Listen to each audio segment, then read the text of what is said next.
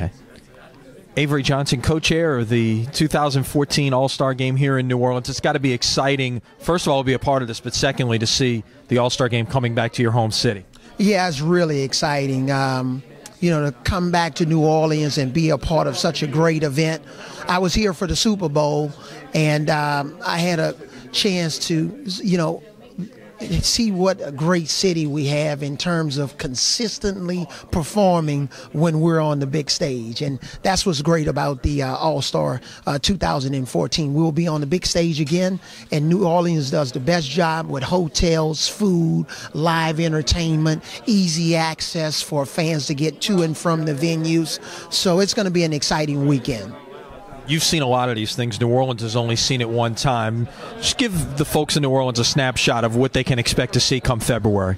Well, the game is a big deal, but it's all of the other festivities that go along with the game. All-Star Saturday night with the dunk contest, the three-point shooting contest, the Rising Stars game, with the sophomores and the rookies in the NBA, and the celebrity games, both at Jam Session and at the arena, and Jam Session itself. All of the different games that's accessible for the community, for kids to come and participate in the Jam Session. All of the outreach programs, the NBA Cares programs, where NBA players and coaches and staff go all around the city to restore playgrounds and speak at different schools and visit hospitals.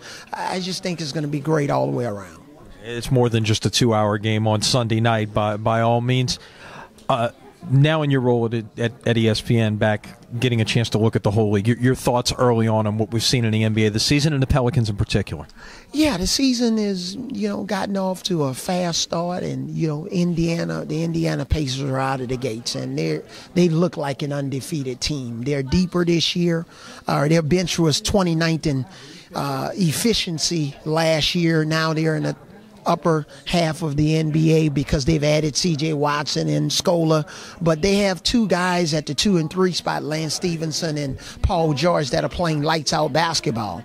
Miami's gotten off to a slow start, but they can get off to a slow start when you've been to the finals 3 years in a row. The Spurs look really strong, had an outstanding performance against the Knicks in the Garden the other night, blowing them out.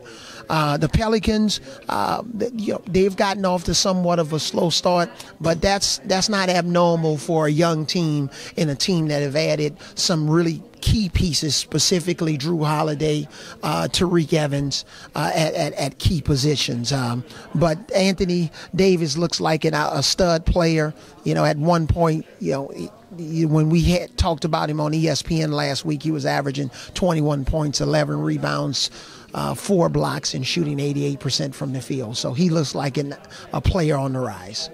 We'll look forward to seeing you back in New Orleans come February, if not sooner, and it should be a fun time for our city, as it always is when we host a sporting event of that magnitude. Absolutely, it is, and I want to thank all of the folks from the Greater New Orleans Sports Foundation, my co-chair Rita Benson, LeBlanc, and I want to thank really Mickey Loomis gave me this idea of being a part of this event, and I want to thank Mickey and Mr. Tom Benson for thinking enough of me to give me this opportunity. Did I say